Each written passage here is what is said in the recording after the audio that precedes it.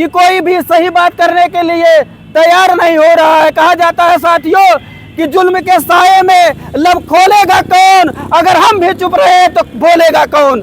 साथियों, इस हिसाब से हमें अपनी बात को रखना चाहिए। अगर कहीं भी देश के प्रति गद्दारी हो रही, देश के समाज के प्रति कहीं कोई गलत कर रहा है, चाहे सरकार के। दूसरी बात है संविधान का कितना बड़ा पावर, हमें एक नजीर देना चाहता हूं, कोई इसे अन्यथा नहीं लेगा।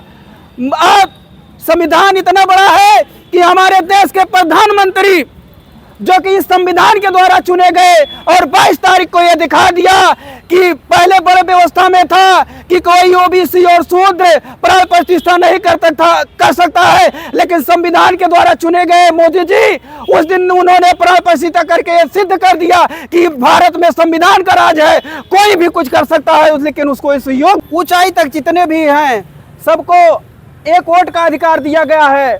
सबसे बड़ा हमारा संविधान सबको एक समान दृष्टि से देखने के लिए राजा को रंक और रंक को राजा भी बना सकता है। ये हमारे संविधान में पावर है। साथियों, हमारे संविधान में सबको जीवन गरिमामयी पूर्ण जीवन जीने के लिए राइट्स दिए गए हैं। सभी लोग जानते हैं कि सबसे पहले समानता का अधिकार, हमारे जो कॉन्स्टिट्यूशन में सबसे पहले समानता का अधिकार दिया गया है। समानता का अधिकार इसलिए दिया गया है कि 26 जनवरी 1950 से पहले हमारे देश में समानता का कोई नाम निशान नहीं था। कुछ के लिए कुछ कानून थे, कुछ के लिए कुछ नियम थे, कुछ के लिए कुछ व्यवस्थाएं थी। लेकिन धन्य है वो सभी संविधान सभा के समिति के लोग, देश के लोग, जो आप लोगों ने इतनी विविधता को, इतनी डाइवर्सिटी को इतने अच्छे ढंग से एक रूप में पिरोपित करने का काम किया, संविधान बनाने का काम किया, कि जो सबसे अच्छा काम किया और सभी देश के लोगों को हक, अधिकार, न्याय और उनको एक गरिमापूर्ण जीवन जीने का अवसर मिला। तो इस प्रकार साथियों, लेकिन आज धीरे धीरे जो हमारे संविधान में हमें अधिकार दिए गए हैं वो धीरे धीरे हमारे अधिकार छीने जा रहे हैं। अगर यही तरीका, यही रवैया चलता रहा तो एक दिन हम लोग अपने अधिकारों से वंचित हो जाएंगे और हमारा जीवन जो गरिमामयी पूर्ण जीवन संविधान में दिया गया है वो सब खत्म हो जाएगा। तो इसलिए मैं अपने नौजवानों से आज के दिन आह्वान करना चाहता हूं कि उठो और जागो, अपने अधिकार, अपने सम्मान के लिए आप एकजुट होकर के अपने बातों को मुखरता से, चाहे जिसकी सरकार हो, उसके सामने रखिए कि हमारे संविधान में जो हमें अधिकार दिया गया है, 75 साल बीत गए हैं, वो हमारे जीवन में कितना इम्प्लीमेंट हुआ है, ये एक प्रश्न है। साथियों, आज मैं कहना चाहता हूं कि जितनी सरकारें हैं, सभी सरकारें या तो डरी हुई है या तो अपने कमियों को छुपाने के लिए जो है इधर उधर कर रही हैं। सभी लोग डरे हुए हैं, देश में एक डर का माहौल बना हुआ है, अराजकता इतनी ज़्यादा फैली हुई है कि कोई भी सही बात करने के लिए तैयार नहीं हो रहा है। कहा जाता है साथियों कि जुल्म के साये में लब खोलेगा कौन, अगर हम भी चुप रहे तो बोलेगा कौन। साथियों, इस हिसाब से हमें अपनी बात को रखना चाहिए। अगर कहीं भी देश के प्रति गद्दारी हो रही, देश के समाज के प्रति कहीं कोई गलत कर रहा है, चाहे सरकार के लोग हों, चाहे समाज के लोग हों, अगर संविधान के खिलाफ अगर कोई भी जा रहा है तो सबसे बड़ा देश दुश्मन वही होगा। साथियों, और दूसरी बात, हमें अपने यूथ को समझाना पड़ेगा कि हमारे संविधान के निर्माण में सभी मजहब, सभी जातियों, सभी धर्म के लोगों का सम्मान है।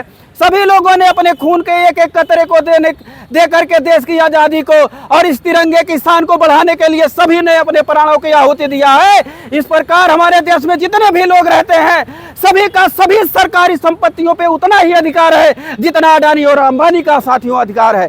इसलिए हमारा संविधान सभी को एक नजरिए से देखता है। सभी को एक नजरिए से देखने के लिए हमारी सरकारों को भी अपने दायित्वों को निर्वहन करना चाहिए।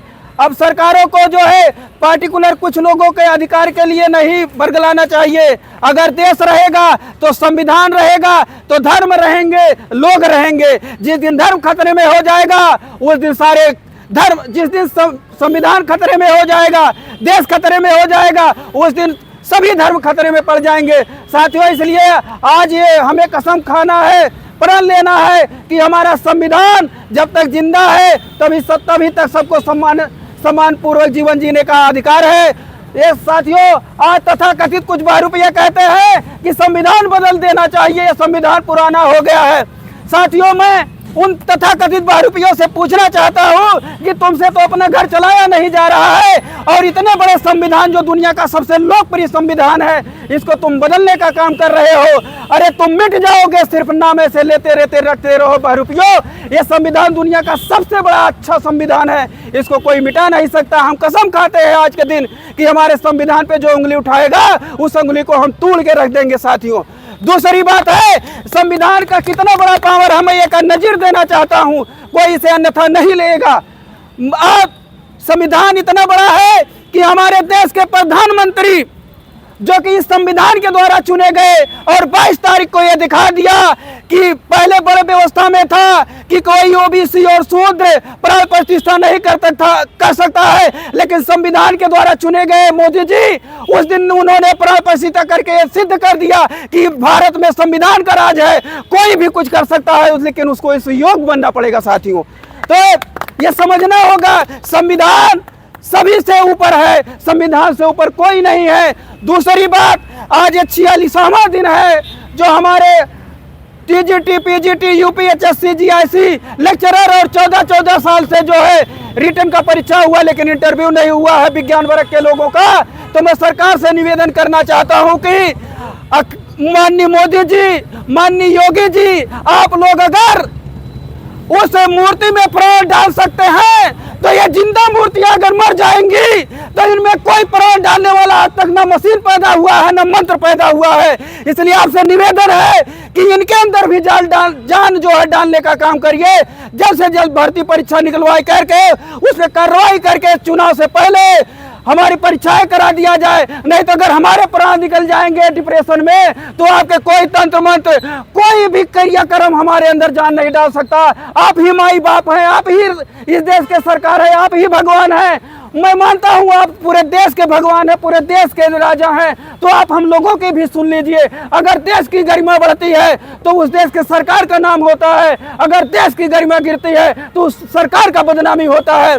इस प्रकार मैं मीडिया के माध्यम से कहना चाहता हूं कि दिन रात जो गलत मीडिया वाले चलाते हैं कि हमारे देश में बेरोजगारी नहीं है, गरीबी नहीं है, हमारा देश विश्व गुरु बन रहा है, लेकिन साथियों अभी हाल का समाचार है कि हमारे देश के लोग इजराइल में जो जा रहे हैं मजदूरी के लिए, उनसे इंटरव्यू लिया गया कि आप भाई अपना देश छोड़ करके वहां गोली कट्टा बम गिराया जा रहा, फिर भी आप जा रहे हैं। तो उन लोगों का साथियों कहना है कि इस देश में भूखमरी लाचारी से बेहतर है कि वहां गोली खा करके मर जाएंगे।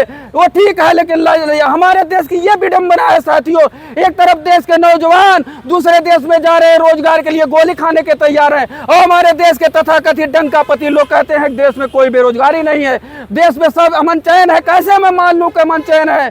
हम लोग इतने दिन से धरना प्रदर्शन कर रहे हैं, कोई मीडिया वाला, बड़ी मीडिया वाला, न कोई पार्टी वाला, कोई हमारी सुध नहीं ले रहा है। सिर्फ सबको परी है कैसे राज चलाया जाए, कैसे देश बेचा जाए, कैसे कारपोरेट किया जाए। साथियों, जब कारपोरेट हो जाएगा पूरा देश तो आप सरकारी विद्यालय जब बंद हो जाएंगे तो अपने बच्चों को पढ़ा करके क्या करोगे? पकौड़ा तलवाओगे, मोदी जी का जो विजन था वही पूरा करोगे। यही उनका तो विजन है। लेकिन मैं अपने सभी साथियों से निवेदन करना चाहता हूं कि आप अपने अधिकार के लिए कहीं भी अगर आवाहन किया जाए तो आप लोग जरूर से जरूर कंधे से कंधे मिला के चलिए, तभी हमारे तिरंगे की शान और सम्मान बचेगा। साथियों, आज तो रंग पे झगड़ा हो रहा है, लेकिन मैं उन संविधान सभा के सभी सम्मानित साथियों को नमन करते हुए कहता हूं, इसमें हरा भी है जो कहते हैं कि हरा मुसलमानों का है, इसमें केसरिया भी है जो कहते हैं हिंदुओं का, इसमें सफेद भी है जो शांति का प्रतीक है। अरे रंग पे लड़ाई कराने वाले आतंकवादियों, इस देश में सभी का हक है, सभी इस देश के लिए रहनुमा है, सभी इस देश के लिए सम्मान के लिए, जीवन जीने के लिए अपने प्राणों की आहुति किया है। देश में नफरत मत फैलाओ, भाईचारा लाओ, सम्मान से जीने के लिए सबको रोजगार के अवसर उपलब्ध कराओ। सरकार से मेरा यही विनती है, मेरा निवेदन है कि सरकारें तथाकथित जो पुरानी सरकारें थी उनकी आलोचना ना करें। अगर आपको अवसर मिला है तो आप उनसे बेहतर काम करके लोगों के जीवन और रोजगार, सुरक्षा, चिकित्सा के लिए व्यवस्था करिए। और पढ़ाई में इतनी महंगाई आ रही है कि गरीब घर का लड़का दिन पर दिन जो है स्कूल से दूर होता जा रहा है। आंकड़े में देहात का बता रहा हूँ, मैं देहात से आता हूँ। ज्यादातर बच्चे जो है विद्यालय से मुंह मोड़ ले रहे हैं। गांव में ये हो रहा है चर्चा कि कोई वैकेंसी, कोई नौकरी मिल नहीं रही, पढ़ा के क्या करेंगे। अरे मेरे देश के लोग, विश्व गुरु तभी बनोगे जब लोग पढ़ेंगे, लिखेंगे, योग्य बनेंगे। इसी के साथ मैं फिर अपनी मांग को दोहराते हुए सरकार से निवेदन करता हूं कि टीजीटी, पीजीटी, एलटीजी ऐसी जितने भी भारत में 1 करोड़ पद खाली हैं उनको जल्द से जल्द भराया जाए। इसी के साथ मैं आज सभी देशवासियों को इस गणतंत्र दिवस के शुभ अवसर पे नमन करते हुए, पीएस परिहार को नमन करते हुए आप मेरी बातों को सरकार तक पहुंचाएं। सभी साथियों को धन्यवाद। जय हिंद, जय भारत, इंकलाब।